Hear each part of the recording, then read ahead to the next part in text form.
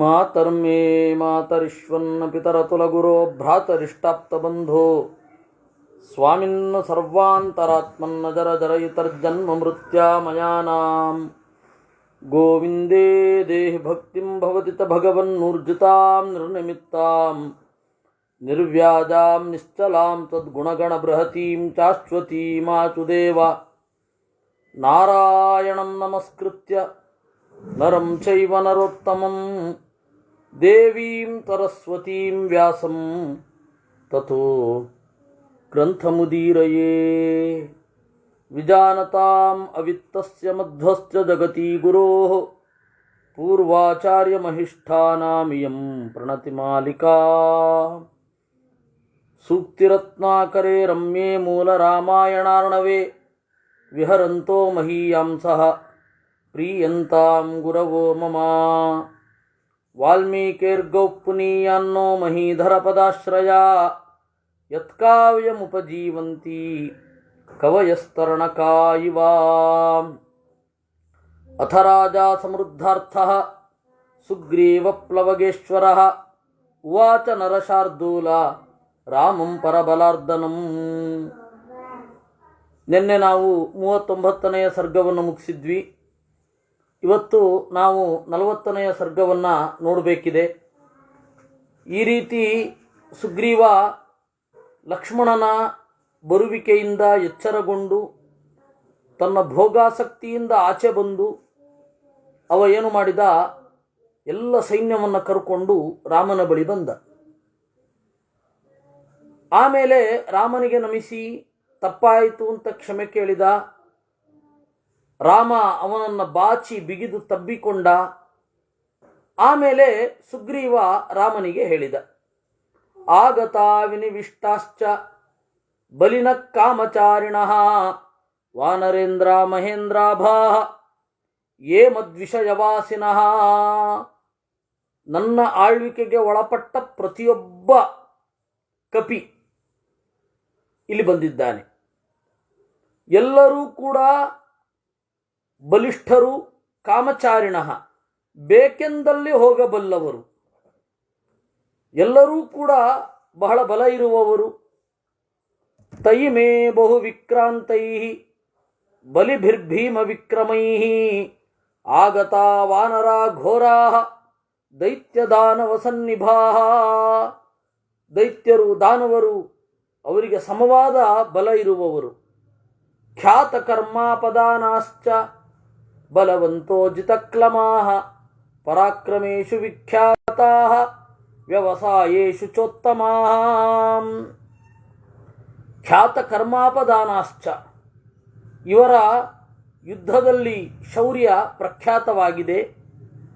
ಬಲಿಷ್ಠರು, ಬೇಗ ದಣಿವಾಗೋದಿಲ್ಲ. ಜಿತಕ್ಲಮಾಹ, ಎಲ್ಲ ಸೈನಿಕರಿಗೆ ಇರುವ ಗುಣವೇ, ನಮ್ಮಷ್ಟು ಬೇಗ ಸುಸ್ತಾಗಲ್ಲ ಅವರಿಗೆ.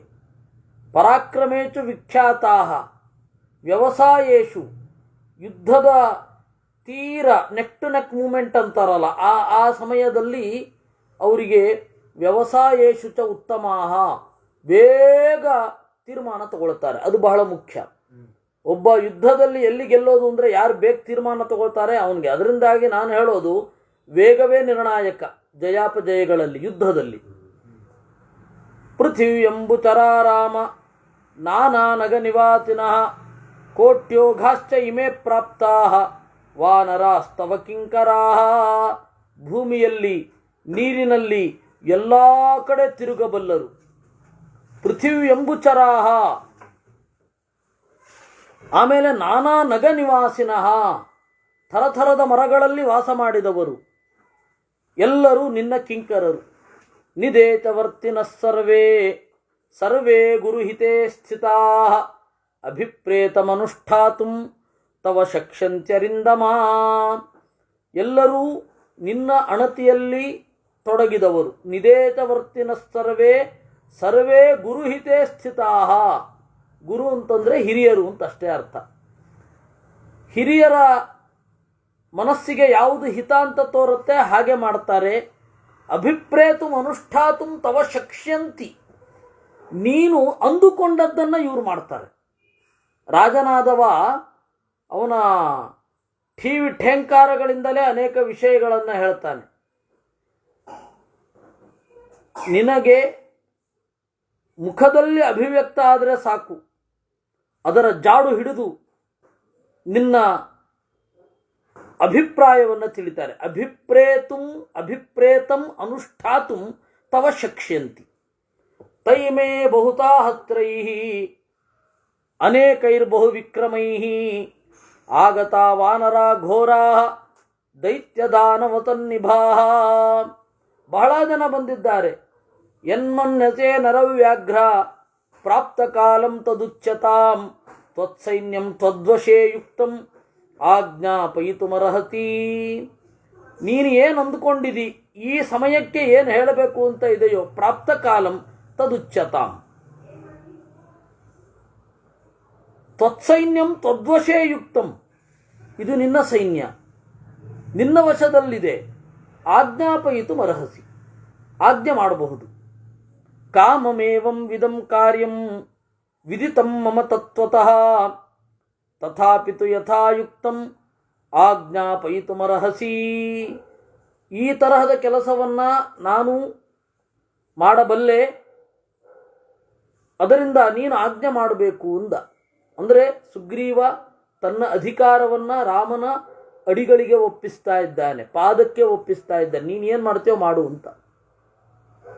ಅಂತಹ ಸಂದರ್ಭದಲ್ಲಿ ಅತ್ಯಂತ ಸತ್ಪುರುಷರ ನಡೆ ಹೇಗಿರಬೇಕು ಅಂತ ಹೇಳಿ ರಾಮಚಂದ್ರ ತೋರಿಸ್ತಾ ಇದ್ದಾನೆ.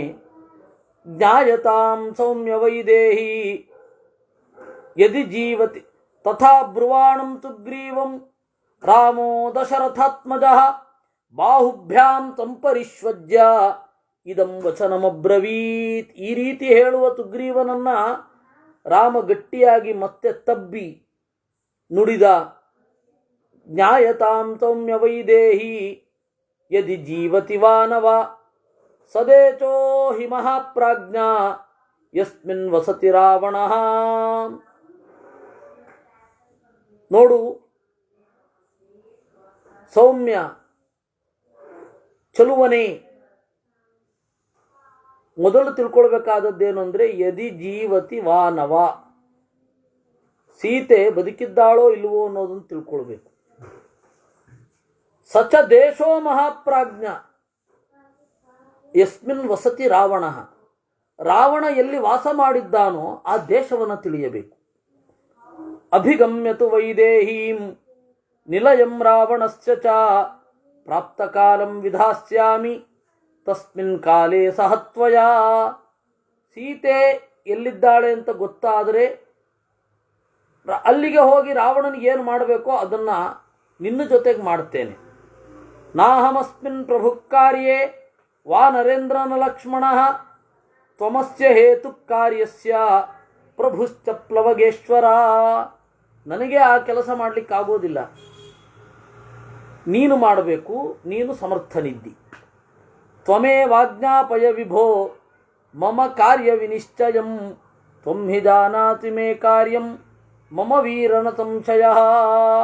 ತ್ವಮೇವ ಆಜ್ಞಾಪಯ, ನೀನು ಈ ಅಧಿಕಾರವನ್ನು ನನ್ನ ಕಡೆಗಿಡ್ತಾ ಇದ್ದಿ, ನಾನಿದನ್ನು ತಗೊಳ್ಳೋಲ್ಲ, ನಿನ್ನನ್ನು ಮಿತ್ರ ಅಂತ ಭಾವಿಸಿದ್ದೇನೆ. ಅದರಿಂದಾಗಿ ನಿನ್ನ ಸೇನೆಯ ಮೇಲಿನ ಅಧಿಕಾರವನ್ನು ನೀನೇ ನಡೆಸು, ನಾನು ನಡೆಸೋಲ್ಲ, ನಿನ್ನ ಮಿತ್ರನಾಗಿ ಇರ್ತೇನೆ. ನಾನು ಇಲ್ಲಿ ಇರೋದು ನಿನ್ನ ಅಧಿಕಾರ ಸ್ಥಾನವನ್ನು ಕಿತ್ತುಕೊಳ್ಳಲಿಕ್ಕೆ ಅಲ್ಲ, ನಾನು ನಿನ್ನ ಮೈತ್ರಿಯ ಉಪಯೋಗವನ್ನು ಪಡೆಯಬಹುದು. ಅದರ ಅರ್ಥ ನಿನ್ನ ಅಧಿಕಾರವನ್ನು ನಾನು ತೆಗೆದುಕೊಳ್ತೇನೆ ಅಂತ ಅಲ್ಲ. ನೋಡಿ ಎಷ್ಟು ಸೂಕ್ಷ್ಮ. ನೀನೇ ಆಜ್ಞೆ ಮಾಡುವಂದಾಗ ಇಲ್ಲ ಇಲ್ಲ, ನೀನೇ ಆಜ್ಞೆ ಮಾಡು. ತ್ವಮೇವ ಆಜ್ಞಾಪಯ ವಿಭೋ ಮಮ ಕಾರ್ಯ ವಿನಿಶ್ಚಯಂ ತ್ವಂ ಹಿ ಜಾನಾತಿ ಮೇ ಕಾರ್ಯಂ. ನಿನಗೆ ಗೊತ್ತಿದೆ ನನ್ನ ಕೆಲಸ ಏನಾಗಬೇಕು ಅಂತ. ಸಹೃದ್ವಿತೀಯೋ ವಿಕ್ರಾಂತಃ ಪ್ರಾಜ್ಞಕಾಲ ವಿಶೇಷವಿತ್ ಭವಾನ್ ಅಸ್ಮದ್ಹಿತೆ ಯುಕ್ತಃ ಸಹೃದಾಪ್ತೋರ್ಥವಿತ್ತಮಃ. ಆ ಕೆಲಸ ಯಾವಾಗ ಮಾಡಬೇಕು ಅಂದರೆ ನಿನಗೇನು ಗೊತ್ತಿಲ್ಲದೆ ಇದ್ದರೆ. ಸಹೃದ್ವಿತೀಯೋ ವಿಕ್ರಾಂತಃ, ಯಾವುದೇ ಕೆಲಸಕ್ಕೂ ಸಹೃತ್ ಗೆಳೆಯನ ಜೊತೆಗೆ ಇರಬೇಕು. ದ್ವಿತೀಯ ಅಂದರೆ ಸಹಾಯ, ಗೆಳೆಯ ಅಂತೆಲ್ಲ ಅರ್ಥ ಇದೆ. ಸುಹೃತ್ ದ್ವಿತೀಯ, ದ್ವಿತೀಯ ಅಂದರೆ ಸಹಾಯ, ಸಹಚರ, ಜೊತೆಗಿರೋನು, ಇವೆಲ್ಲ ಅರ್ಥ ಆಗುತ್ತೆ. ಸುಹೃದ್ ದ್ವಿತೀಯೋ ವಿಕ್ರಾಂತ, ಆಮೇಲೆ ಪ್ರಾಜ್ಞ, ಒಳ್ಳೆ ಪ್ರಜ್ಞಾವಂತ, ಕಾಲ ವಿಶೇಷವಿತ್, ವಿಶಿಷ್ಟವಾದ ಕಾಲವನ್ನು ತಿಳಿದಿರ್ತಾನೆ. ಆ ಎಲ್ಲ ಕ್ವಾಲಿಟಿ ಭವಾನ್ ನಿನ್ನಲ್ಲಿದೆ. ಅದರಿಂದಾಗಿ ನನಗೆ ಆಪ್ತ, ಅರ್ಥವಿತ್ತಮ, ನೀತಿಯನ್ನು ತಿಳಿದವರಲ್ಲಿ ಅಗ್ರಗಣ್ಯ. ಅರ್ಥ ಅನ್ನೋದಕ್ಕೆ ನೀತಿಶಾಸ್ತ್ರ ಅಂತಲೇ ಪ್ರಧಾನವಾದ ಅರ್ಥ. ಆಮೇಲೆ ಅರ್ಥ ಅಂತ ಹೇಳಿದ್ರೆ ಪ್ರಯೋಜನ ಅಂತ ನಂತರದ ಅರ್ಥ. ಆ ಪ್ರಯೋಜನ ಹಣ, ಆದ್ದರಿಂದಾಗಿ ಅರ್ಥ ಅಂತಂದರೆ ರೈ, ವಿಷಯ ಅಂತನೂ ಅರ್ಥ ಇದೆ. ಅರ್ಥ ಅಂದರೆ ಪದಾರ್ಥ ಅಂದ್ರೇನು, ಪದಕ್ಕೆ ವಿಷಯ, ಸಬ್ಜೆಕ್ಟ್ ಅಂತನೂ ಅರ್ಥ ಇದೆ. ಪದಾರ್ಥ ಅಂದರೆ ಪದಕ್ಕೆ ವಿಷಯ, ಈ ಪದದಿಂದ ಅದನ್ನು ಹೇಳ್ತೇವೆ ಅಂತ. ಇಲ್ಲಿ ರಾಮಾಯಣ ಮಹಾಭಾರತಗಳಲ್ಲಿ ಅರ್ಥ ಅರ್ಥ ಅಂತ ಎಲ್ಲಿ ಬರುತ್ತೆ, ಆ ಕಾಂಟೆಕ್ಸ್ಟನ್ನು ನೋಡ್ಕೊಳ್ಬೇಕು. ಒಂದು ಪ್ರಯೋಜನ ಅಂತ ಇರುತ್ತೆ, ಒಂದೋ ನೀತಿ ಅಂತ ಇರುತ್ತೆ, ಅದಾದ ಮೇಲೆ ಸಂಪತ್ತು ಅಂತ ಇರುತ್ತೆ. ಇಲ್ಲಿ ನಾವೇನು ಮಾಡಬೇಕು, ಅರ್ಥ ಅಂತ ಹೇಳಿದಾಗ ಸಂಪತ್ತು, ಅರ್ಥವಿತ್ತಮ ನೀತಿ, ನೀತಿ ಅಥವಾ ಸಂಪತ್ತು. ಇಲ್ಲಿ ಅರ್ಥ ಅಂದರೆ ಸಂಪತ್ತು, ಅದಕ್ಕೆ ಕಾರಣವಾದ ನೀತಿ, ಅದನ್ನು ತಿಳಿದವರಲ್ಲಿ ಅಗ್ರಗಣ್ಯ. ಅರ್ಥವಿತ್ ತಮ. ಏವ ಮುಕ್ತಸ್ತು ಸುಗ್ರೀವೋ ವಿನತಂ ನಾಮ ಯೂಥಪಂ ಅಬ್ರವೀದ್ ರಾಮ ಸಾನ್ನಿಧ್ಯೆ ಲಕ್ಷ್ಮಣಸ್ಯ ಚ ಧೀಮತಃ. ಇಷ್ಟು ಹೇಳಿದ ಮೇಲೆ ಸುಗ್ರೀವ ಮತ್ತೆ ಬಲವಂತ ಮಾಡಲೇ ಇಲ್ಲ, ಆಯಿತು ಅಂತ ತಗೊಂಡ್ಬಿಟ್ಟ. ಅವನಿಗೂ ಔಚಿತ್ಯ ಪ್ರಜ್ಞೆ ಇದೆ. ಕೆಲವೊಬ್ಬರಿಗೆ ಮತ್ತೆ ಮತ್ತೆ 2-3 ಬಾರಿ ನನಗೆ ಹೇಳಲಿ ಅಂತ ಇರುತ್ತೆ, ಅದು ಯಾವುದು ಇಲ್ಲ. ಆಯಿತು, ನೀನು ಹೇಳ್ತೀಯ ಅಂದರೆ ನೀನು ಹೇಳಿದ ಕೂಡಲೇ ನಾನು ಮಾಡಿದೆ ಅಂತಂದರೆ ನನ್ನ ಸ್ಥಾನವೂ ಭದ್ರ ಆಯಿತು. ಕಪಿಗಳ ಕಣ್ಣಿನಲ್ಲಿ ನಾನು ಅಲ್ಪ ಆಗಲಿಲ್ಲ, ರಾಮ ಮಹಾನ್ನೇ ಆಗಿ ಉಳಿದ, ನಾನು ಸ್ಥಾನವನ್ನು ಕಳ್ಕೊಳ್ಳಿಲ್ಲ. ಸುಗ್ರೀವನಿಗಿಂತ ಮೇಲ್ಮಟ್ಟದಲ್ಲಿದ್ದಾನೆ ರಾಮ ಅನ್ನೋದು ಗೊತ್ತಾಯಿತು. ಈ ಅನೇಕ ಸೂಕ್ಷ್ಮಗಳು ಈ ನಡೆಯಲ್ಲಿ ಇದೆ, ನೀವು ನೋಡಿ. ಯಾಕೆಂದರೆ ನೀವು ಹೇಳಿ ಏನಾಗಬೇಕು ಅಂತ ಹೇಳಿದಾಗ ನಾವು ಅವರ ವಶದಲ್ಲಿ ಇರುವ ಸೇವಕರಿಗೆ ನೇರವಾಗಿ ಹೇಳೋದಕ್ಕಿಂತ ಇದನ್ನು ಇಟ್ಕೊಳ್ಬೇಕು. ಅಲ್ಲಿರುವ ಪ್ರಧಾನರನ್ನು ಒಮ್ಮೆಲೆ ಸೈಡ್ ಲೈನ್ ಮಾಡಬಾರದು. ಅಶಕ್ತರು ಅದಕ್ಷರು ಅಂತ ಗೊತ್ತಾಗದ ಹೊರತು ಅವ್ರನ್ನ ಸೈಡ್ ಲೈನ್ ಮಾಡಬಾರ್ದು, ಬೈಪಾಸ್ ಮಾಡಬಾರ್ದು. ನಾವು ನೇರವಾಗಿ ಇರಬೇಕು ಅನ್ನೋದನ್ನು ರಾಮ ತೋರಿಸಿದ. ಅಂದರೆ ಅವನ ರಾಜನೇ. ಆ ರಾಜ ಅನ್ನೋದು ರಾಜ್ಯ ಅಥವಾ ರಾಜತ್ವ ಅಂತನ್ನೋದು ಒಳಗಡೆಯಿಂದ ಎದ್ದು ಬಂದಿರೋದು ಸ್ವಭಾವ. ಅದು ಅಕೃತ್ರಿಮತೆ ಇಲ್ಲ. ಅವನು ಕಿರೀಟ ಇಲ್ಲದೆ ಇರಬಹುದು, ಅಧಿಕಾರ ಏನು ಇಲ್ಲದೆ ಇರಬಹುದು, ಆದರೆ ರಾಜನೇ ಆ ಒಳಗಡೆಯಿಂದ ಇದ್ರೆ. ಏವ ಮುಕ್ತಸ್ತು ಸುಗ್ರೀವ ವಿನತಂ ನಾಮ ಯೂಥಪಂ. ಹೀಗೆ ಹೇಳಿದ ಕೂಡಲೇ ಸುಗ್ರೀವ ಆ ಕಾಲಹರಣವನ್ನು ಇಷ್ಟಪಡದೆ ಕೂಡಲೇ ವಿನತಾಂತನ್ನುವ ಯೂಥಪ ಸೇನಾಪತಿಯನ್ನು ತೆಗೆದುಕೊಂಡು ರಾಮನ ಸಾನ್ನಿಧ್ಯದಲ್ಲಿ ಆದೇಶ ಮಾಡಿದ. ಶೈಲಾಭಂ ಮೇಘ ನಿರ್ಘೋಚಂ ಊರ್ಜಿತಂ ಪ್ಲವಗೇಶ್ವರಂ. ಹೇಗಿದ್ದ ಅವನು ವಿನತ? ಶೈಲಾಭಂ, ಬೆಟ್ಟದಂತೆ ಎತ್ತರವಾದ ನಿಲುವು, ಮೇಘ ನಿರ್ಘೋಚಂ, ಮೋಡದ ಗುಡುಗಿನಂತಹ ದನಿ, ಊರ್ಜಿತಂ, ಬಲಿಷ್ಠ, ಪ್ಲವಗೇಶ್ವರಂ, ಕಪಿಗಳ ಒಡೆಯ ಅವನು. ಅವನಿಗೆ ಸೋಮಸೂರ್ಯ ನಿಭೈಸ್ಸಾರ್ಧಂ ವಾನರೈರ್ವಾನರೋತ್ತಮ ದೇಶಕಾಲನಯೈರ್ಯುಕ್ತೋ ವಿಜ್ಞ ಕಾರ್ಯ ವಿನಿಶ್ಚಯೇ. ನಿನ್ನ ಸೇನೆಯಲ್ಲಿರುವ ಕಪಿಗಳು, ನಿನ್ನ ಪಡೆಯಲ್ಲಿರುವ ಕಪಿಗಳು ಸೂರ್ಯರಂತೆ ಚಂದ್ರನಂತೆ ಇದ್ದಾರೆ. ಅಂದರೆ ರಾತ್ರಿ ಓಡಾಡಬಲ್ಲರು, ಹಗಲು ಓಡಾಡಬಲ್ಲರು. ದೇಶಕಾಲ ನಯೈರ್ಯುಕ್ತ, ಆಯಾ ದೇಶಕ್ಕೆ ಬೇಕಾದ ಕಾಲ ನೀತಿ ಇವುಗಳನ್ನು ತಿಳಿದುಕೊಂಡಿದ್ದೀಯಾ. ವಿಜ್ಞ, ವಿಶೇಷವಾಗಿ ತಿಳಿದಿದ್ದಿ.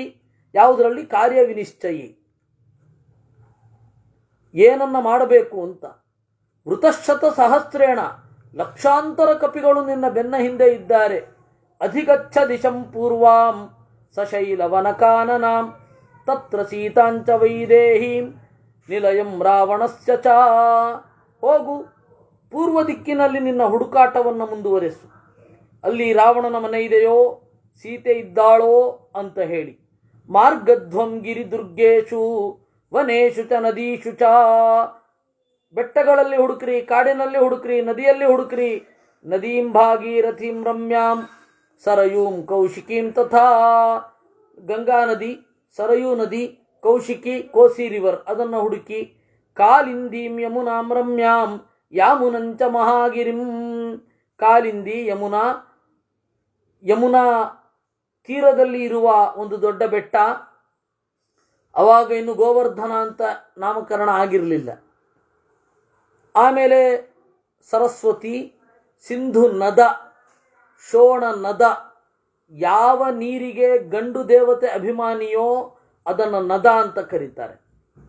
ಯಾವ ನದಿಗೆ ಹೆಣ್ಣು ಅಭಿಮಾನಿನಿಯೋ ಅಲ್ಲಿ ನದಿ ಅಂತ ಕರೀತಾರೆ. ಇಂಗ್ಲೀಷಿನಲ್ಲಿ ರಿವರ್ ಏನು ಗೊತ್ತಾಗಲ್ಲ, ಯಾಕೆಂದರೆ ಅಭಿಮಾನಿ ದೇವತೆಗಳ ಕಲ್ಪನೆ ಅವ್ರಿಗಿಲ್ಲ. ಅದರಿಂದ ಸಿಂಧು ನದವನ್ನು, ಶೋಣ ನದವನ್ನು ಹುಡುಕು.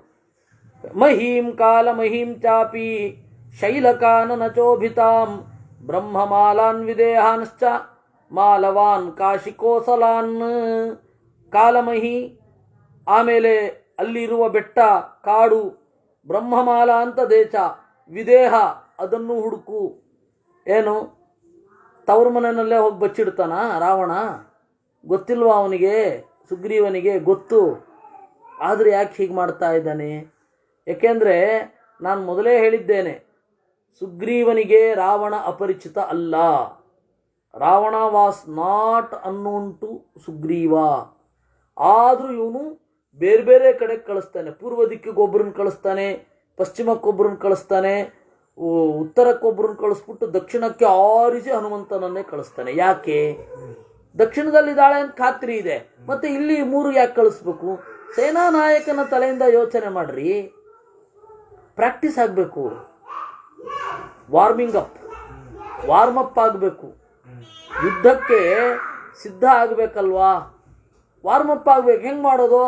ಇಲ್ಲೇ ನಿಂತು ವಾರ್ಮಪ್ ಮಾಡ್ರಿ ಅನ್ನೋದಾ? ಹುಡುಕೋದು ಒಂದು ನೆಪ, ಹುಡುಕ್ರಿಯಿಂದ 1 ತಿಂಗಳು ಟೈಮ್ ಕೊಟ್ಟ. ಇವೆಲ್ಲ ಸೇನಾ ನಾಯಕನ ತಲೆಗಳು. ಇದು ರಾಮನಿಗೆ ಗೊತ್ತಿಲ್ವಾ? ಉಂಗುರ ತೆಗೆದು ಹನುಮಂತನ ಕೈಗೆ ಕೊಡ್ತಾನೆ ಅಂದರೆ ದಕ್ಷಿಣ ದಿಕ್ಕಿಗೆ ಹೋಗುವವರಿಗೆ ಇರ್ತಾನೆ ಅಂತ ಅವನಿಗೂ ಸರಿಸುಮಾರು ಐಡಿಯಾ ಇರುತ್ತೆ ತಾನೆ. ಹಾಗಾದರೆ ಕಳಿಸಿದಾಗ ಯಾಕೆ ಸುಮ್ಮನೆ ಇದ್ದ? ಅವನು ಒಬ್ಬ ಸೇನಾ ನಾಯಕರಿ, ಅವನಿಗೂ ಗೊತ್ತಿದೆ. ಪ್ರಾಕ್ಟೀಸಿಗೆ ಕಳಿಸ್ತಾ ಇರೋದು. ಅಕಸ್ಮಾತ್ ಅಲ್ಲಿದ್ದರೆ ಅವನು ಬಂದು ಹೇಳಬೇಕು. ಅದೆಲ್ಲ ಗೊತ್ತಿರುತ್ತೆ. ಕಪಿಗಳಿಗೆ ಗೊತ್ತಿತ್ತಾ ಅಂತಂದ್ರೆ ನನಗೆ ಗೊತ್ತಿಲ್ಲ. ಸುಗ್ರೀವನಿಗೆ ಗೊತ್ತಿತ್ತಾ, ರಾಮನಿಗೆ ಗೊತ್ತಿತ್ತಾ ಅಂದ್ರೆ ಗೊತ್ತಿತ್ತು. ಮತ್ತು ಸುಗ್ರೀವಾಜ್ಞೆ ಹೋಗಲೇಬೇಕು. ಅವ್ರು ಯಾವತ್ತೋ ಬಂದವರು, ಅಲ್ಲೆಲ್ಲೋ ಇದ್ದವರು, ಆಚೆ ಯಾವುದ್ಯಾವುದೋ ದೇಶಗಳಲ್ಲಿ ಇದ್ದವರು ಇಲ್ಲಿ ಬಂದವರು. ಇದು ಹೇಳಿದಾಗ ಹೋಗ್ತಾರವರು. ಎರಡೊಂದು ಕೆಲಸ ಆಯಿತು. ಅದರಿಂದಾಗಿ ಹೋಗಿ ಮಾಗಧಾನ್ಶ್ಚ ಮಹಾಗ್ರಾಮಾನ್ ಪುಂಡ್ರಾನ್ ಸ್ತಂಗಾನ್ ತಥೈವ ಚ ಭೂಮಿಂ ಚ ಕೋಶಕಾರಾಣಾಂ ಭೂಮಿಂ ಚ ರಜತಾಕರಾಂ. ಮಾಗಧ ಅಂದರೆ ಬಿಹಾರ, ಪುಂಡ್ರ ಅಂಗ ಅದೇ ಬಿಹಾರದ ಒಂದು ಭಾಗ. ಆಮೇಲೆ ಕೋಶಕಾರಾಣಾಂ ಭೂಮಿ, ಚೆನ್ನಾಗಿ ರಾಜರ ಕೋಶಕ್ಕೆ ಬೇಕಾದ ಸಾಮಾನುಗಳನ್ನು ತಯಾರು ಮಾಡುವವರ ಭೂಮಿಯನ್ನು ಹುಡುಕ್ರಿ. ಭೂಮಿಂ ಚ ರಜತಾಕರಾಂ, ಬೆಳ್ಳಿಯ ಗಣಿ ಅಲ್ಲಿ ಹುಡುಕ್ರಿ. ಸರ್ವಂಚ ತದ್ವಿಚೇತವ್ಯಂ ಮೃಗಯದ್ಭಿಸ್ತತಸ್ತತಃ ರಾಮಸ್ಯ ದಯಿತಾಂ ಭಾರ್ಯಾಂ ಸೀತಾಂ ದಶರಥಸ್ನುಷಾಂ. ರಾಮನ ಅತ್ಯಂತ ಪ್ರಿಯಳಾದ ಹೆಂಡತಿ ಸೀತೆ, ದಶರಥನ ಸೊಸೆ, ಅವಳನ್ನು ಹುಡುಕ್ರಿ. ಸಮುದ್ರಮವಗಾಢಾಂಶ್ಚ ಪರ್ವತಾನ್ ಪತ್ತನಾನಿ ಚ ಮಂದರಸ್ಯ ಚ ಯೇ ಕೋಟಿಂ ಸಂಶ್ರಿತಾ ಕೇಚಿದಾಲಯಾ. ಸಮುದ್ರವನ್ನು ಹುಡುಕ್ರಿ, ಸಮುದ್ರದ ಒಳಗಡೆ ಮುಳುಗಿರುವ ಬೆಟ್ಟಗಳನ್ನು ಹುಡುಕ್ರಿ, ಪರ್ವತಗಳನ್ನು ಹುಡುಕ್ರಿ, ಪಟ್ಟಣಗಳನ್ನು ಹುಡುಕ್ರಿ, ಮಂದರದ ತುದಿಯನ್ನು ಮುಟ್ಟಿ ಬನ್ನಿ. ಕರ್ಣಪ್ರಾವರಣಾಶ್ಚೈವ ತಥಾ ಚಾಪ್ಯಷ್ಟ ಓಷ್ಠಕರ್ಣಕಾಃ ಘೋರಲೋಹಮುಖಾಶ್ಚೈವ ಜವನಾಶ್ಚೈಕಪಾದಕಾಃ. ಕರ್ಣಪ್ರಾವರಣ ಅಂತ ಊರು, ಓಷ್ಠಕರ್ಣ ಅಂತ ಊರು, ಘೋರ ಅಂತ ಊರು, ಲೋಹಮುಖ ಅಂತ ಊರು, ಜವನ ಅಕ್ಷಯ ಬಲವಂತಶ್ಚ ತಥೈವ ಪುರುಷಾದಕಾಃ. ನೀವು ಹೋಗ್ತಾ ಇರುವ ಜಾಗದಲ್ಲಿ ಬಲಿಷ್ಠರಾದ ಪುರುಷಾದಕಾಹ, ಮನುಷ್ಯರನ್ನು ತಿನ್ನುವ ಕ್ಯಾನಿಬಾಲ್ಸ್ ಅಂತಹ ಕಿರಾತಾಹ. ಪುರುಷಾದಕರು ಅಂದರೆ ಪುರುಷನನ್ನೇ ಅದಂತಿ. ಕಿರಾತಾಹ ಬೇಡರು. ತೀಕ್ಷ್ಣ ಚೂಡಾಷ್ಟ ಸ್ಪೈಕ್ ಮಾಡಿಕೊಂಡಿರುವ ಕೂದಲವರು, ತೀಕ್ಷ್ಣ ಚೂಡರು. ಹೇಮಾಭಾಹ ಪ್ರಿಯದರ್ಶನ, ನೋಡ್ಲಿಕ್ಕೆ ಮಾತ್ರ ಚೆನ್ನಾಗಿರ್ತಾರೆ, ಆದರೆ ಅವರ ವರ್ತನೆ ಅತ್ಯಂತ ಕೆಟ್ಟದು. ಅಂಥವರೆಲ್ಲ ಇರ್ತಾರೆ. ಆಮ ಮೀನಾಚನಾಶ್ಚಾಪಿ ಕಿರಾತ ದ್ವೀಪವಾತಿನಃ. ನೀವು ಹೋಗುವಲ್ಲಿ ಜನ ಹೆಂಗೆ ಸಿಗ್ತಾರೆ ಅಂದರೆ ಆಮ ಮೀನಾಚನಾಹ. ಆಮ ಅಂದರೆ ಹಸಿ, ಹಸಿ ಮೀನನ್ನು ತಿಂತಾರೆ. ಕಿರಾತ ದ್ವೀಪವಾಸಿನಃ, ಆ ತರಹದ ದ್ವೀಪದಲ್ಲಿ ಕಿರಾತರು ಬೇಡರಿದ್ದಾರೆ. ಅಂತರ್ಜಲಚರಾ ಘೋರಾಹ ನರವ್ಯಾಘ್ರ ಇತಿ ಸ್ಮೃತಾ. ನೀರಿನ ಒಳಗಡೆ ಓಡಾಡ್ತಾರೆ, ಅವರನ್ನು ಹುಲಿ ಮನುಷ್ಯರು ಅಂತ ಕರೀತಾರೆ. ನರವ್ಯಾಘ್ರಾಹ ಯೇ ತೇಷಾಮಾಶ್ರಯಾ ಸರ್ವೇ ನಿಚೇಯಾಕಾನನೌಕತಃ. ಇವರೆಲ್ಲರೂ ಇರುವ ಜಾಗವನ್ನು ಹುಡುಕಬೇಕು. ಗಿರಿಭಿರಿಯೇ ಚ ಗಮ್ಯಂತೆ ಪ್ಲವನೇನ ಪ್ಲವೇನ ಚ. ಆಮೇಲೆ ಪ್ಲವನೇನ ತಿರುಗಾಟದಿಂದ, ನೆಗೆಯೋದ್ರಿಂದ, ಪ್ಲವೇನ ಚ ದೋಣಿಯಿಂದ ಯಾವ್ಯಾವ ಜಾಗಕ್ಕೆ ಹೋಗಬಹುದು ಆ ಎಲ್ಲ ಜಾಗಕ್ಕೂ ಹೋಗ್ರಿ. ಯಾಕೆಂದರೆ ನಿಮಗೆ ಸಮುದ್ರ ಸಿಗತ್ತೆ ಪೂರ್ವದಲ್ಲಿ. ಯತ್ನವಂತೋ ಯವದ್ವೀಪಂ ಸಪ್ತರಾಜ್ಯೋಪಶೋಭಿತಂ ಸುವರ್ಣ ರೂಪ್ಯಕದ್ವೀಪಂ ಸುವರ್ಣ ಕರಮಂಡಿತಂ. ಆಮೇಲೆ ಯವದ್ವೀಪ ಅಂದರೆ ಜಾವ ಅಂತ ಅವ್ರು ಹೇಳ್ಕೋತಾರೆ. ಆ ಯವದ್ವೀಪಕ್ಕೆ ಪ್ರಯತ್ನ ಪಟ್ಟು ಹೋಗ್ರಿ. ಆ ಕಾಲದಲ್ಲಿ ಬಂಗಾರ ಮತ್ತು ಬೆಳ್ಳಿ ಅಲ್ಲಿ ಸಿಗ್ತಾ ಇತ್ತೋ ಏನೋ ಬಹಳ. ಯವದ್ವೀಪಮತಿಕ್ರಮ್ಯ ಶಿಶಿರೋ ನಾಮ ಪರ್ವತಃ ದಿವಂ ಸ್ಪೃಶತಿ ಶೃಂಗೇಣ ದೇವದಾನವ ಸೇವಿತಃ.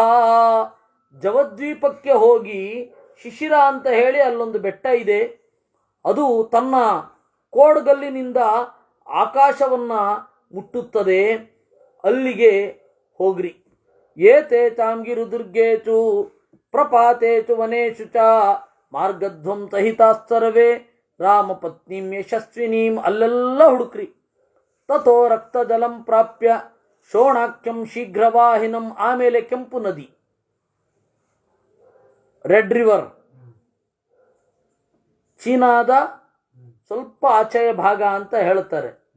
ಎಲ್ಲೋ ರಿವರು ಭಾರತಕ್ಕೆ ಸಂಬಂಧಪಟ್ಟ ಹಾಗಿರೋದಂತೆ. ಆಚೆ ಒಂದು ರೆಡ್ ರಿವರ್ ಇದೆಯಂತೆ, ನಮಗೆ ಗೊತ್ತಿಲ್ಲ. ಅದರ ನದಿ, ಅದರ ನೀರು ಒಂದು ಸ್ವಲ್ಪ ಕೆಂಪಾಗಿ ಕಾಣುತ್ತಂತೆ. ಆ ವೇಗವಾಗಿ ಹರಿಯುವ ಶೋಣ ಅಲ್ಲಿ ನೋಡ್ರಿ. ಅಲ್ಲಿ ಹೋಗಿ ತಸ್ಯ ತೀರ್ಥೇಚು ರಮ್ಯೇಚು ವಿಚಿತ್ರೇಚು ವನೇಶು ಚ ರಾವಣ ಸಹ ವೈದೇಹ್ಯ ಮಾರ್ಗಿತವ್ಯಸ್ತತಸ್ತತಃ. ನೋಡಿ, ನೆನಪಿಡಿ, ಒಬ್ಬ ಸೇನಾ ನಾಯಕನ ತಲೆ ಅಂತ ಅದನ್ನೇ ಹೇಳೋದು ನಾನು. ನೀವು ಬೇರೆ ಬೇರೆ ಪರಿಸ್ಥಿತಿಯನ್ನು ಎದುರಿಸಲಿಕ್ಕೆ ತಯಾರಾಗಿ ಹೋಗ್ರಿ ಅಂತ. ಯಾಕೆಂದರೆ ಮನುಷ್ಯರನ್ನೆಲ್ಲ ತಿಂದು ಬಿಡ್ತಾರೆ ಅವರು. ಅಲ್ಲಿಗೆಲ್ಲ ಹೋಗಬೇಕು ನೀವು ಅಂತಂದರೆ ಅವ್ರನ್ನೆಲ್ಲ ಎದುರಿಸ್ಬೇಕು. ಒಂದೋ ಅವರಿಗೆ ಕನ್ವೆ ಮಾಡಬೇಕು, ಇಲ್ಲ ನಾವು ನಿಮಗೇನು ಅಪಾಯ ಮಾಡ್ತಾ ಇಲ್ಲ ಅಂತ. ಅಷ್ಟು ಮೀರಿಯೂ ಎದುರುಗಡೆ ಬಿದ್ದರೆ ಹೋರಾಟ ಮಾಡಬೇಕು. ಅದೆಲ್ಲ ಯುದ್ಧಕ್ಕೆ ಪೂರ್ವ ಸಿದ್ಧತೆಯೇ ಆಗತ್ತೆ. ಅದರಿಂದ ಎಂದೆಂದಿನಿಂದಲೋ ಇರುವಂಥದ್ದು. ಸೈನಿಕರನ್ನು ಪೂರ್ವ ಸಿದ್ಧತೆಗಾಗಿ ಭೀಕರವಾದ ಕಾಡುಗಳಿಗೆ ಕಳಿಸೋದು. ಈ ಸೀಲ್ ಯೋಧರು, ಅಮೇರಿಕಾದ ಅತ್ಯುನ್ನತ ಯೋಧ ಶ್ರೇಣಿ, ಆ ಸೀಲ್ ಯೋಧರನ್ನು ಎಲ್ಲಿ ಕಳಿಸ್ತಾರೆ ಅಂದರೆ ಜಾಂಬಿಯಾ ಫಾರೆಸ್ಟ್ಗೆ ಕಳಿಸ್ತಾರಂತೆ. ಅಲ್ಲಿ ಪರಿಸ್ಥಿತಿಯನ್ನು ನಿಭಾಯಿಸ್ಕೊಂಡು ಬಂದರೆ ಬಹಳ ಒಳ್ಳೆ ಗಟ್ಟಿತನ ಇರುತ್ತೆ ಮನಸ್ಸಿನಲ್ಲಿ ಅಂತ. ತಸ್ಯ ತೀರ್ಥೇಚು ರಮ್ಯೇಶು ವಿಚಿತ್ರೇಚು ವನೇಚು ಚ, ಅಲ್ಲೆಲ್ಲ ಹುಡುಕ್ರಿ. ಪರ್ವತ ಪ್ರಭವಾ ನದ್ಯ ಸುಭೀಮ ಬಹು ನಿಷ್ಕುಟಾ ಮಾರ್ಗಿತವ್ಯ ದರೀಮಂತಹ ಪರ್ವತಾಶ್ಚವನಾನಿ ಚ. ಪರ್ವತದಿಂದ ಹೊರಡುವ ನದಿಗಳು ಭೀಕರವಾದ ಹರಿವುಗಳನ್ನು ಹೊಂದಿರುವಂಥದ್ದು. ಹರಿವು ಕೊರಕುಲಗಳಲ್ಲಿ ಸಾಗುವ ನದಿಗಳನ್ನೆಲ್ಲ ಹುಡುಕ್ರಿ. ದರೀಮಂತಹ ಆಳವಾದ ಕಂದರ ಇರುವ ಅಥವಾ ದೊಡ್ಡ ಫಾಲ್ಸ್ ಅಂತ ಹೇಳ್ತೇವಲ್ಲ ಆ ಥರದ್ದು ದರಿ. ಆಮೇಲೆ ಪರ್ವತ, ವನ ಎಲ್ಲ ಹುಡುಕ್ರಿ. ದರಿ ಅಂದರೆ ಗುಹೆಯೂ ಹೌದು, ಗುಹೆಯನ್ನೂ ಹುಡುಕ್ರಿ. ತತಃ ಸಮುದ್ರದ್ವೀಪಾಂಶ್ಚ ಸುಭೀಮಾನ್ ದ್ರಷ್ಟುಮರ್ಹಥ ಊರ್ಮಿಮಂತಂ ಮಹಾರೌದ್ರಂ ಕ್ರೋಚಂತಮನಿಲೋದ್ಧತಂ. ಆಮೇಲೆ ಸಮುದ್ರ ದ್ವೀಪಗಳು, ಭೀಕರವಾದ ಸಮುದ್ರ ದ್ವೀಪಗಳನ್ನು ನೋಡ್ರಿ. ಊರ್ಮಿಮಂತಂ ಮಹಾರೌದ್ರಂ, ಅಲೆಗಳಿರುವ ಭೋರ್ಗೆರೆದು ಹರಿಯುವಂತಹ ಸಮುದ್ರ ದ್ವೀಪಗಳು. ತತ್ರಾತುರಾ ಮಹಾಕಾಯಾ ಛಾಯಾಂ ಗೃಹಂತಿ ನಿತ್ಯತಃ. ಅಲ್ಲಿ ಕೆಲವು ರಾಕ್ಷಸರಿದ್ದಾರೆ, ನೆರಳನ್ನೇ ಹಿಡ್ಕೊಂಡು ನಿಮ್ಮನ್ನ ದೇಹವನ್ನು ಗ್ರಹಿಸ್ತಾರೆ. ಬ್ರಹ್ಮಣ ತಮನುಜ್ಞಾತಾ ದೀರ್ಘಕಾಲಂ ಬುಭುಕ್ಷಿತಾ. ಅಲ್ಲಿ ಹೋಗ್ರಿ, ದೀರ್ಘಕಾಲದಿಂದ ಏನೂ ತಿನ್ನದೆ ಹಸಿದುಕೊಂಡಿದ್ದಾರೆ, ನೋಡ್ಕೊಂಬರ್ಬೇಕಾಯ್ತಾ. ತಂ ಕಾಲ ಮೇಘ ಪ್ರತಿಮಂ ಮಹೋರಗ ನಿಚೇವಿತಂ ಅಭಿಗಮ್ಯ ಮಹಾನಾದಂ ತೀರ್ಥೇನೈವ ಮಹೋದಧಿಂ. ಅಲ್ಲಿ ಕಪ್ಪು ಸಮುದ್ರ ಇದೆ. ತಥೋ ರಕ್ತ ಜಲಂ ಭೀಮಂ ಲೋಹಿತಂ ನಾಮ ಸಾಗರಂ ಗತ್ವಾ ಪ್ರೇಕ್ಷತ ತಾಂ ಚೈವ ಬೃಹತೀಂ ಕೂಟಶಾಲ್ಮಲೀಂ. ಆಮೇಲೆ ಕೆಂಪು ಸಮುದ್ರ ಇದೆ, ರೆಡ್ ಸಿ, ಅಲ್ಲಿಗೂ ಹೋಗ್ರಿ.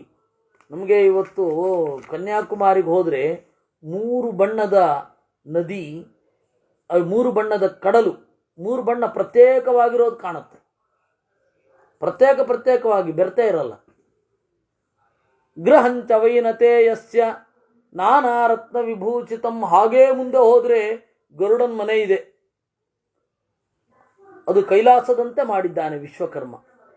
ತತ್ರ ಕೈಲಾಸ ತಂಕಾಚಂ ವಿಹಿತಂ ವಿಶ್ವಕರ್ಮಣ ತತ್ರ ಶೈಲ ನಿಭಾದ್ ಭೀಮಾ ಮಂದೇಹ ನಾಮ ರಾಕ್ಷಸಾ ಶೈಲಶೃಂಗೇಚು ಲಂಬಂತೆ ನಾನಾ ರೂಪಾ ಭಯಾವಹ.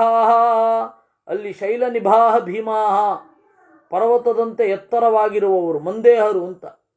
ಶೈಲ ಶೃಂಗೇಚು ಲಂಬಂತೆ, ಪರ್ವತದ ಆ ಕೋಡ್ಗಲ್ಲಿನಲ್ಲಿ ನೇತಾಡ್ಕೊಂಡಿರ್ತಾರೆ.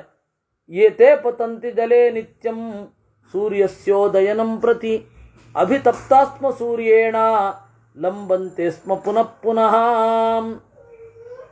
ಅವರು ತೇ ಪತಂತಿ ಜಲೇ ನಿತ್ಯಂ, ಸೂರ್ಯನ ಉದಯಕ್ಕೆ ಅವರು ಸರಿಯಾಗಿ ನೀರಿನಲ್ಲಿ ಬೀಳುತ್ತಾರೆ. ಆಮೇಲೆ ಸೂರ್ಯನ ಜೊತೆಗೆ ಸೂರ್ಯೋದಯ ಆಗ್ತಾ ಇರುವಾಗ ತೇಲ್ತಾ ಇರ್ತಾರೆ. ಇದು ಯಾರ ವರ್ಣನೆ ಅಂತ ಹೇಳಿದ್ರೆ ಮಂದೇಹರು ಅಂತ. ನಮಗೊಬ್ಬರು ಮಂದೇಹರನ್ನು ಹೇಳ್ತಾರೆ. ಸಂಧ್ಯಾ ವಂದನೆ ಮಾಡುವಾಗ ಮಂದೇಹ ಅನ್ನುವ ರಾಕ್ಷಸರಿದ್ದಾರೆ.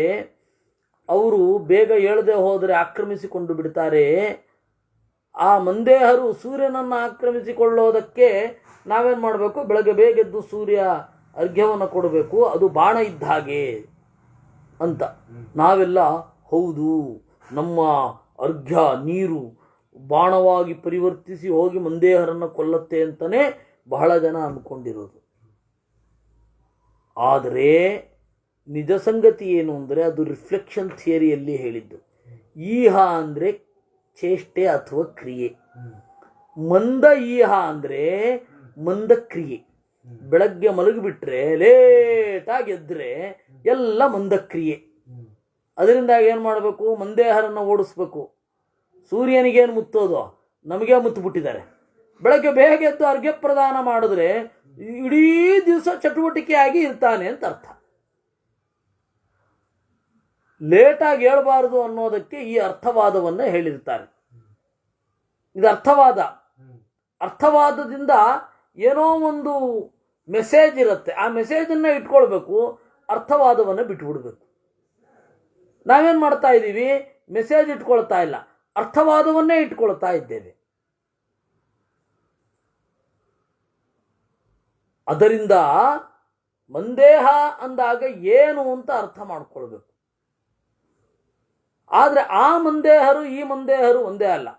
ಇಲ್ಲಿರುವ ಮಂದೇಹರು ಅಂದರೆ ನಮ್ಮ ಒಳಗಡೆ ಸೋಮಾರಿತನವನ್ನು ಕೊಡುವ, ಬುದ್ಧಿಗೆ ಮೋಹ ಕವಿಸುವ ದೈತ್ಯರೇ ಮಂದೇಹರು.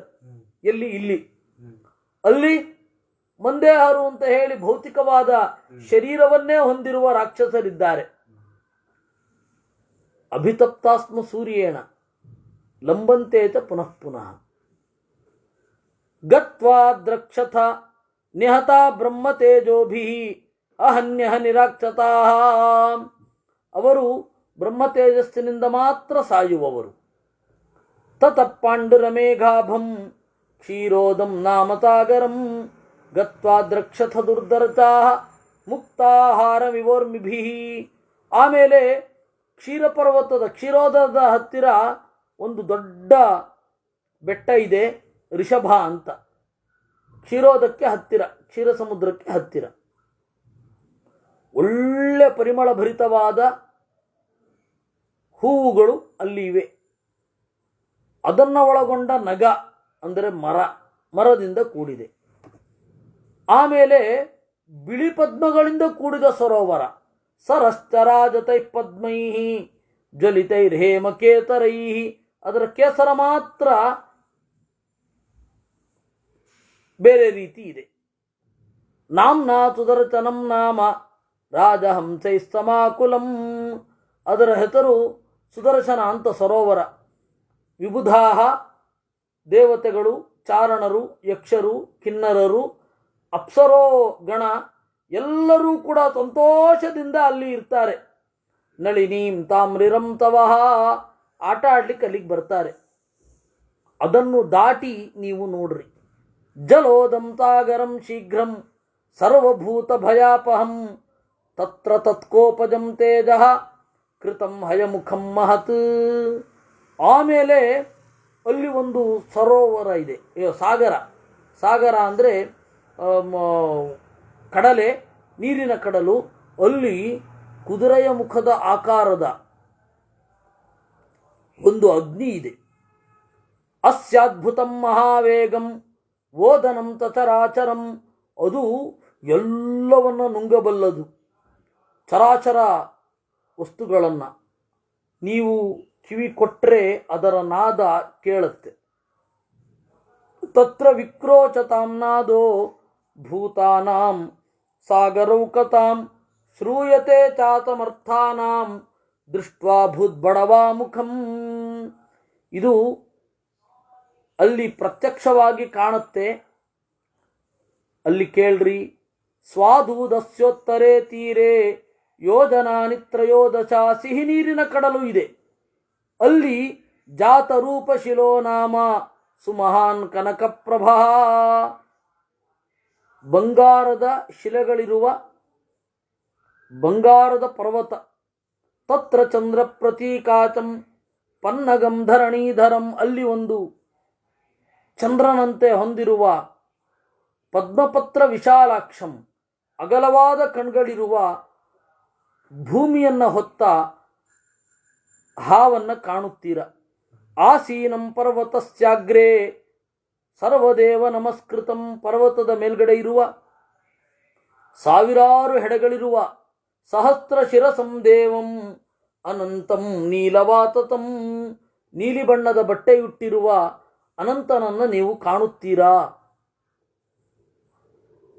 ತ್ರಿಶಿರಾಹ ಕಾಂಚನಕೇತು ತಾಲಸ್ತಸ್ಯ ಮಹಾತ್ಮನಃ ಸ್ಥಾಪಿತ ಪರ್ವತಸ್ಯಾಗ್ರೇ ವಿರಾಜತಿ ಸವೇದಿಕಃ.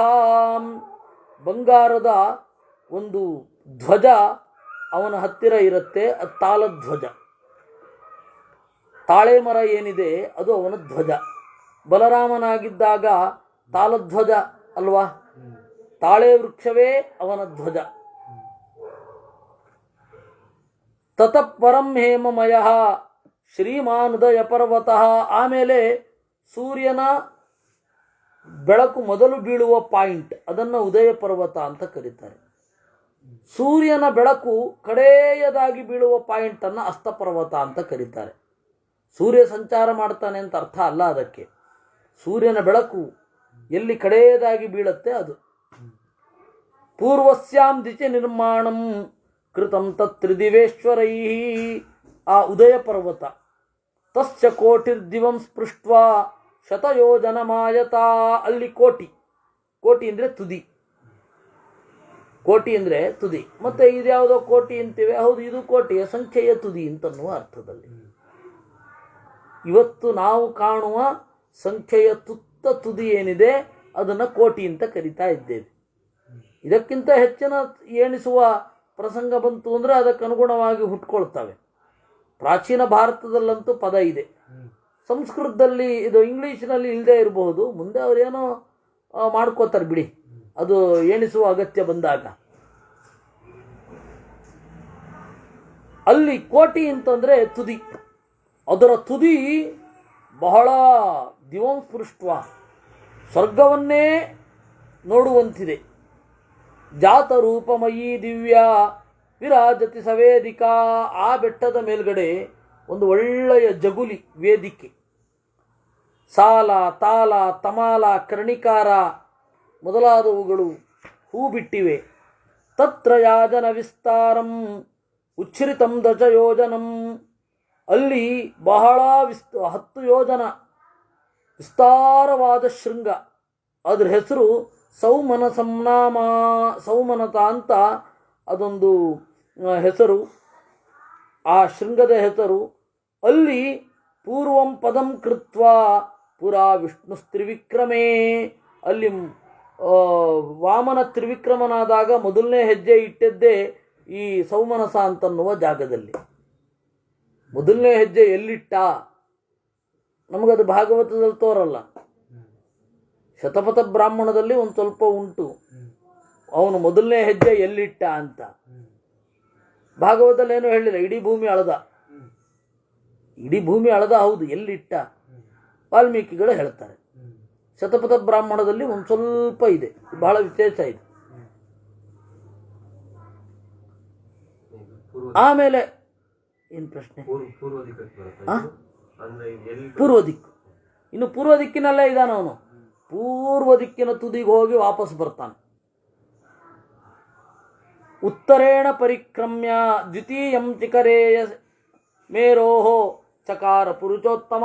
ಎರಡನೇ ಹೆಜ್ಜೆಯಲ್ಲಿಟ್ಟಿದ್ದು ಅಂತಂದರೆ ಮೇರು ಶಿಖರದಲ್ಲಿ. ಯಾಕೆಂದರೆ ಅಲ್ಲಿ ಇಡೀ ಸೂರ್ಯ ಚಂದ್ರ ಕಾಲಿಗೆ ಸಿಕ್ಕಿಬಿಡ್ತಾರೆ. ಉತ್ತರೇಣ ಪರಿಕ್ರಮ್ಯ ಜಂಬೂದ್ವೀಪಂ ದಿವಾಕರ ದೃಶ್ಯೋ ಭವತಿ ಭೂಯಿಷ್ಠಂ ಶಿಖರಂ ತನ್ಮಹೋಚ್ಛ್ರಿತಂ.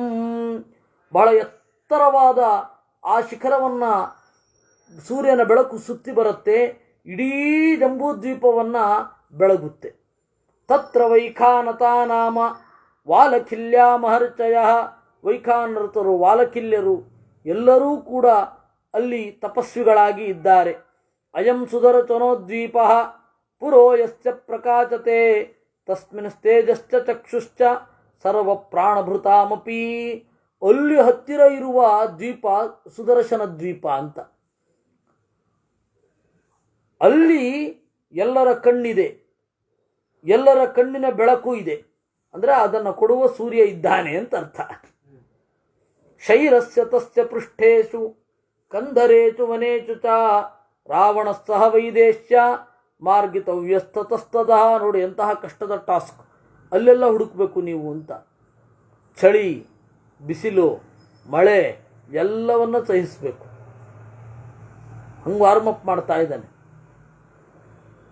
ಕಾಂಚನಸ್ಯ ಚ ಶೈಲಸ್ಯ ಸೂರ್ಯಸ್ಯ ಚ ಮಹಾತ್ಮನಃ ಆವಿಷ್ಟಾ ತೇಜತಾ ಸಂಧ್ಯಾ ಪೂರ್ವ ರಕ್ತ ಪ್ರಕಾಶತೆ. ಸೂರ್ಯನ ಮಂಡಲ ಬೆಳಗ್ಗೆ ಯಾಕೆ ಗೊತ್ತಾ ಕೆಂಪು ಕಾಣೋದು? ಈ ಸುದರ್ಶನ ದ್ವೀಪದಲ್ಲಿರುವ ಪುಟಕ್ಕಿಟ್ಟ ಬಂಗಾರದಂತೆ ಇರುವ ಶಿಖರವನ್ನು ತಾಗತ್ತೆ. ಅದಕ್ಕೆ ಸೂರ್ಯನ ಮಂಡಲ ಕೆಂಪಾಗಿ ಕಾಣುತ್ತೆ. ಆಮೇಲೆ ಸೂರ್ಯನ ಬೆಳಕು ಸಂಚಾರ ಮಾಡುತ್ತೆ, ಆಗ ಆ ಕೆಂಪು ಕಾಣೋದಿಲ್ಲ. ನಾವು ಇವತ್ತು ಹಿಮಾಲಯದಲ್ಲೆಲ್ಲ ಸೂರ್ಯನ ಬೆಳಕು ಬಿದ್ದು ಬಂಗಾರದಂತೆ ಕಾಣುವ ಸಂಗತಿ ಬೆಟ್ಟವನ್ನು ನೋಡಿದ್ದೇವೆ. ಇವನು ಹೇಳ್ತಾ ಇರೋದು ಉಲ್ಟಾ. ಸೂರ್ಯನ ಮಂಡಲ ಯಾಕೆ ಕೆಂಪಾಗಿ ಕಾಣುತ್ತೆ ಬೆಳಗ್ಗೆ ಅಂದ್ರೆ ಅಂತ. ಕಾಂಚನಸ್ಯ ಚ ಶೈಲಸ್ಯ ಸೂರ್ಯಸ್ಯ ಚ ಮಹಾತ್ಮನಃ ಪೂರ್ವಮೇತತ್ ಕೃತಂ ದ್ವಾರಂ ಪೃಥಿವ್ಯಾ ಭುವನಸ್ಯ ಚ. ಇಷ್ಟು ಜಾಗಗಳನ್ನು ಪೂರ್ವ ಅಂತ ದೇವರು ನಮಗೆಲ್ಲ ಹೇಳಿಕೊಟ್ಟಿದ್ದಾನೆ, ಪರಂಪರೆಯಿಂದ ಇಳಿದು ಬಂದಿದೆ. ಸೂರ್ಯಸ್ಯೋದಯನಂ ಚೈವ ಪೂರ್ವಾಶೇಷ ದಿಗುಚ್ಯತೆ. ಇದನ್ನು ಪೂರ್ವ ಅಂತ ಯಾಕೆ ಕರೀತಾರೆ ಅಂದರೆ ಸೂರ್ಯ ಮೊದಲು ಕಾಣೋದಿಲ್ಲ, ಆದ್ದರಿಂದ ಪೂರ್ವ ಅಂದರೆ ಮೊದಲು, ಪಶ್ಚಿಮ ಅಂದರೆ ನಂತರ, ದಕ್ಷಿಣ ಅಂತಂದರೆ ಸೂರ್ಯನನ್ನು ಬಲಗಡೆ ಹೊಂದಿರುವಂತಹ ದಿಕ್ಕು. ಇನ ಅಂದರೆ ಸೂರ್ಯ, ದಕ್ಷ ಅಂದರೆ ಬಲಗಡೆ. ಯಾವುದರ ಬಲಗಡೆ ಸೂರ್ಯ ಇದಾನೋ ಅದು ದಕ್ಷಿಣ. ಅಂದರೆ ಆಬ್ವಿಯಸ್ಲಿ ಆ ದಿಕ್ಕು ಸೂರ್ಯನಿಗೆ ಎಡಗಡೆ ಇರಬೇಕು. ದಕ್ಷಿಣ. ಕಡೆಯದ್ದು ಉತ್ತರ, ಕಡೆಯಲ್ಲಿ ಉಳಿದದ್ದು ಅಂತ. ಉತ್ತರ ಅಂತ ಇವನು ಮಗನಿಗಿತ್ತು, ವಿರಾಟನಿಗೆ. ವಿರಾಟನ ಮಗ ಉತ್ತರ, ಹೌದು, ಕಡೆಯ ಮಗ ಅಂತ. ಉತ್ತರ ಅವನ ಹೆಸರು ಬೇರೆ ಇತ್ತು, ಶತ್ರುಂಜಯ, ಭೂಮಿಂಜಯ ಅಂತ ಅವನ ಹೆಸರು. ಉತ್ತರನ ನಿಜವಾದ ಹೆಸರು ಭೂಮಿಂಜಯ ಅಂತ. ಆಮೇಲೆ ಏನಾಗಿ ಹೋಯಿತು, ಉತ್ತರ ಉತ್ತರ ಕಡೆ ಮಗ ಆಗಿ ಹೋದ. ನಮ್ಮಲ್ಲಿ ಪಾಪು ಅಂತನ್ನಲ್ವೇ, ಅದೇ ಹೆಸರು. ಹಾಗೆ ಅದು ಉತ್ತರ ಪಾಪು ಇದ್ದ ಹಾಗೆ. ಆಮೇಲೆ ಉತ್ತರ ಪುಟ್ಟಿ, ಕಡೆಯವಳು. ಹೀಗೆ ಅವಳು ನಿಜವಾದ ಹೆಸರು ಬೇರೆ ಇದೆ, ನನಗೀಗ ಸದ್ಯಕ್ಕೆ ಮರ್ತಿದೆ, ಅದು ನೆನಪಾಗ್ತಾ ಇಲ್ಲ. ಅವಳ ಹೆಸರು ಬೇರೆ ಇದೆ. ಅದರಿಂದಾಗಿ ಉತ್ತರ ಅಂದರೆ ಕಡೆಯದ್ದು, ಇದು ಉಳಿದಾದ ಮೇಲೆ ಕಡೆಯದ್ದು ದಿಕ್ಕು ಅಂತ ಉತ್ತರ. ಅದರಿಂದಾಗಿ ಇಷ್ಟ ಆಯಿತು. ತಸ್ಯ ಶೈಲಸ್ಯ ಪೃಷ್ಠೇಶು, ಆ ಬೆಟ್ಟದ ಮೇಲ್ಗಡೆ ನಿರ್ಜರಗಳಲ್ಲಿ, ಗುಹೆಗಳಲ್ಲಿ ರಾವಣನನ್ನು ಹುಡುಕ್ರಿ. ರಹಿತ ಚಂದ್ರ ಸೂರ್ಯಾಭ್ಯಾಂ ಅದೃಶ್ಯ ತಮಸಾವೃತ. ಆಮೇಲೆ ಸೂರ್ಯಚಂದ್ರರ ಬೆಳಕು ಪ್ರವೇಶಿಸಿದ ಜಾಗಕ್ಕೆ ಹೋಗ್ರಿ. ಯಾಕೆಂದ್ರೆ ಲೋಕ ಅಲೋಕ ಅಂತ. ಲೋಕಾಲೋಕ, ಲೋಕ ಅಂದರೆ ಬೆಳಕು ಬೀಳುವ ಜಾಗ, ಅಲೋಕ ಅಂದರೆ ಬೆಳಕು ಬೀಳದ ಜಾಗ. ಅಲ್ಲೆಲ್ಲ ಹೋಗಿ ಹುಡುಕ್ರಿ. ಏತಾವದ್ವಾನರೈಶಕ್ಯಂ. ನೋಡಿ, ನಾನು ಯಾವ ಜಾಗ ಹೇಳಿದೇನೋ ಅಲ್ಲೆಲ್ಲ ಹುಡುಕತಕ್ಕದ್ದು. It is an order. ಏಚ ನೋಕ್ತಾ ಮಯೋದ್ದೇಶಾಹ ವಿಚೇಯಾತೇಷು ಜಾನಕಿ. ನಾನು ಹೇಳಿದ ಜಾಗ ಇದ್ರೆ ಅಲ್ಲೂ ಹುಡುಕ್ರಿ, ನಾನು ಹೇಳಿದ ಜಾಗಗಳಲ್ಲಿ ಹುಡುಕ್ರಿ, ನಾನು ಹೇಳದ ಜಾಗಗಳಲ್ಲಿ ಹುಡುಕ್ರಿ. ಏತಾವದ್ವಾನರೈಶಕ್ಯಂ. ಸಾಮಾನ್ಯವಾಗಿ ನಾವು ಅಲ್ಲಿ ತನಕ ಹೋಗಬಹುದು. ಆ ಭಾಸ್ಕರಂ ಅಮರ್ಯಾದಂ ನ ಜಾನೀಮಸ್ತತಃಪರಂ. ಆ ಭಾಸ್ಕರಂ ಸೂರ್ಯನ ತನಕ ಹುಡುಕಬಹುದು. ಆಮೇಲೆ ನ ಜಾನೀಮಸ್ತತಃಪರಂ ನಂಗೂ ಗೊತ್ತಿಲ್ಲ. ಅಭಿಗಮ್ಯತು ವೈದೇಹೀಂ ನಿಲಯಂ ರಾವಣಸ್ಯ ಚ ಮಾಸೆ ಪೂರ್ಣೇ ನಿವರ್ತಧ್ವಂ ಉದಯಂ ಪ್ರಾಪ್ಯ ಪರ್ವತಂ. ನೋಡಿ, ಉದಯ ಪರ್ವತ ಲಾಸ್ಟ್ ಡೆಸ್ಟಿನಿ ನಿಮ್ಮದು. ಅದು ಮುಗಿದ ಮೇಲೆ 1 ತಿಂಗಳ ಒಳಗಡೆ ವಾಪಸ್ ಬಂದ್ಬಿಡ್ಬೇಕು ನೀವು. ಊರ್ಧ್ವಂ ಮಾತಾನ್ನವಸ್ತವ್ಯಂ ವಸನ್ ವಧ್ಯೋ ಭವೇನ್ಮಮ. ತಿಂಗಳ ಮೇಲೆ ಯಾರಾದರೂ ಅಲ್ಲೇ ವಾತ ಮಾಡಿದ್ರೆ ವಧ್ಯೋ ಭವೇನ್ಮಮ, ಕೊಂದಾಕ್ಬಿಡ್ತೀನಿ ಅವ್ರನ್ನ. ಸಿದ್ಧಾರ್ಥ ಸನ್ನಿವರ್ತಧ್ವಂ ಅಧಿಗಮ್ಯ ಚ ಮೈಥಿಲೀಂ. ಸೀತೆಯನ್ನು ಹುಡ್ಕೊಂಡೇ ಬನ್ರಿ. ಮಹೇಂದ್ರ ಕಾಂತಾಂ ವನಚಂಡಮಂಡಿತಾಂ ದಿಶಂ ಚರಿತ್ವಾ ನಿಪುಣೇನ ವಾನರಾಃ ಅವಾಪ್ಯ ಸೀತಾಂ ರಘುವಂಶದ ಪ್ರಿಯಾಂ ತಥೋ ನಿವೃತ್ತ ಸುಖಿನೋ ಭವಿಷ್ಯಥ. ಮಹೇಂದ್ರ ಕಾಂತಾಂ, ಇಂದ್ರ ಪ್ರೀತಿಸಿದ, ವನಚಂಡಮಂಡಿತಾಂ, ಬಹಳ ತರಹದ ಕಾಡುಗಳ ಸಮೂಹದಿಂದ ಕಂಗೊಳಿಸುವ ದಿಕ್ಕನ್ನು ತಿರುಗಿ ಸೀತೆಯನ್ನು ಕಂಡು ಇಲ್ಲಿಗೆ ಬಂದು ಸುಖಿನೋ ಭವಿಷ್ಯಥ, ಸುಖವಾಗಿ ಇರ್ರಿ ಅಂತ ಕಿಷ್ಕಿಂಧಾ ಕಾಂಡೆ 40 ಸರ್ಗ. ಇಷ್ಟು. ಇದಾದ ಮೇಲೆ ದಕ್ಷಿಣ ದಿಕ್ಕಿಗೆ ಕಳಿಸ್ಬೇಕು. ಕಡೆಯಲ್ಲಿ ದಕ್ಷಿಣ ಏನು ಉಳಿಸ್ಕೊಳ್ಳಿಲ್ಲ. ದಕ್ಷಿಣ ದಿಕ್ಕಿನವ್ರನ್ನ ಈಗಲೇ ಮಾತಾಡಿಸಿಬಿಟ್ಟ. ಅದೇ ನೋಡಿ, ಮುಂದೆ ಪೂರ್ವ, ಆಮೇಲೆ ಅದಾದ್ಮೇಲೆ ದಕ್ಷಿಣ. ಪ್ರದಕ್ಷಿಣಾಕಾರವಾಗಿ ತಿರುಗಿದ್ರೆ ಹಾಗೆ ತಾನೇ ಬರೋದು. ಪೂರ್ವಕ್ಕೆ ದೇವರಿದ್ದಾನೆ ಅಂದ್ರೆ ನಾವು ಸೀದಾ ಪೂರ್ವಕ್ಕೆ ಹೋಗಿ ಅಭಿಮುಖವಾಗಿ ದಕ್ಷಿಣಕ್ಕೆ ತಿರುಗೋದು. ದಕ್ಷಿಣದಿಂದ ತಿರುಗಿದ್ರೆ ಮತ್ತೆ ಪೂರ್ವಕ್ಕೆ.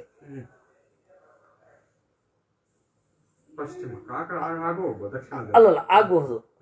ಆದರೆ ಅವನು ಪಶ್ಚಿಮಕ್ಕೆ ಮುಖ ಮಾಡ್ಕೊಂಡಿದ್ರೆ ನಾವು ಪಶ್ಚಿಮಕ್ಕೆ ತಿರುಗಬೇಕಾಗತ್ತೆ. ಮತ್ತೆ ನಮ್ಮ ತಿರುಗುವಿಕೆ ಇಲ್ಲಿ ಬರುತ್ತೆ ಉತ್ತರಕ್ಕೆ. ಉತ್ತರಕ್ಕೆ ಬಂದು ಮತ್ತೆ ದೇವರನ್ನ ನೋಡ್ತೇವೆ. ಅವನು ಪಶ್ಚಿಮಕ್ಕೆ ತಿರ್ಕೊಂಡಿರ್ತಾನೆ, ನಾವು ಪೂರ್ವಕ್ಕೆ ತಿರುಗಿರ್ತೀವಿ. ಹಾಗೆ ಪ್ರದಕ್ಷಿಣಾಕಾರವಾಗಿ ಬಂದರೆ ನೆಕ್ಸ್ಟ್ ದಕ್ಷಿಣವೇ ಬರೋದು. ಅದರಿಂದಾಗಿ ದಕ್ಷಿಣದ ರೀತಿಯಲ್ಲೇ ಅವನು ಹೇಳ್ತಾನೆ. ತತಃ ಪ್ರಸ್ಥಾಪ್ಯ ಸುಗ್ರೀವ ತನ್ಮಹದ್ವಾನರಂಬಲಂ ದಕ್ಷಿಣಾಂ ಪ್ರೇತಯಾಮಾತ ವಾನರಾನ್ ಅಭಿಲಕ್ಷಿತಾನ್. ತಾನು ಗುರುತಿಸಿದ ಜನರನ್ನ ದಕ್ಷಿಣಕ್ಕೆ ಕಳುಹಿಸಲು ಪ್ರಯತ್ನಪಟ್ಟ. ಲಿಸ್ಟ್ ಹೇಳ್ತಾನೆ. ನೀಲ ಯಾರವನು? ಅಗ್ನಿಸುತ. ಹನುಮಂತಂ ಚ ವಾನರಂ ಪಿತಾಮಹ ಸುತಂ ಚೈವ ಜಾಂಬವಂತಂ ಮಹೌಜತಂ. ಪಿತಾಮಹನ ಮಗ ಜಾಂಬವಂತ. ಸುಹೋತ್ರ ಶರಾರಿ ಶರಗುಲ್ಮ ಗಜ ಗವಾಕ್ಷ ಗವಯ ಸುಷೇಣ ವೃಷಭ ಮೈಂದ ವಿವಿಧ. ಸುಷೇಣ ಅಲ್ಲ, ಸುಷೇಣ ಬೇರೆ ಕಡೆ ಹೋಗಿ ಆಗಿದೆ, ಅದರ ಸ್ಥಾನದಲ್ಲಿ ಬೇರೆಯವ್ರನ್ನ ಹೇಳ್ತಾರೆ. ಗಂಧಮಾದನ ಉಲ್ಕಾಮುಖ ಮನಂಗಂಚ ಹುತಾತನ ಸುತಾ ಉಭೌ. ಉಲ್ಕಾಮುಖ ಮತ್ತು ಅನಂಗ ಅಂತ. ಅಂಗದ ಪ್ರಮುಖಾನ್ ವೀರಾನ್ ವೀರಕ್ಕಪಿ ಗಣೇಶ್ವರ. ಅಂಗದ ಮೊದಲಾದವರನ್ನ ಕುರಿತು ಅವನು ಹೇಳಿದ. ವೇಗ ವಿಕ್ರಮ ಸಂಪನ್ನಾನ್ ಸಂಧಿದೇಚ ವಿಶೇಷವಿತ್. ಅವರಿಗೆ ಇಂಥಲ್ಲಿ ಹೋಗಬೇಕು ಅಂತನ್ನಂತೆ. ಏನು ಹೇಳಿದ ಅಂತ ಹೇಳಿ ನಾವು ಮುಂದಿನ ವಾರ ನೋಡುತ್ತೇವೆ. ಈ ವಾರ ಇಲ್ಲಿಗೆ ನಾವು ಚಿಂತನೆಯನ್ನು ಮುಗಿಸಿದ್ದೇವೆ. ನಾಳೆ ಯಥಾ ಪ್ರಕಾರ ಮಹಾಭಾರತ ರಾಜಧರ್ಮ ಪರ್ವ ಶುರು. ಕೃಷ್ಣಾರ್ಪಣಮಸ್ತು.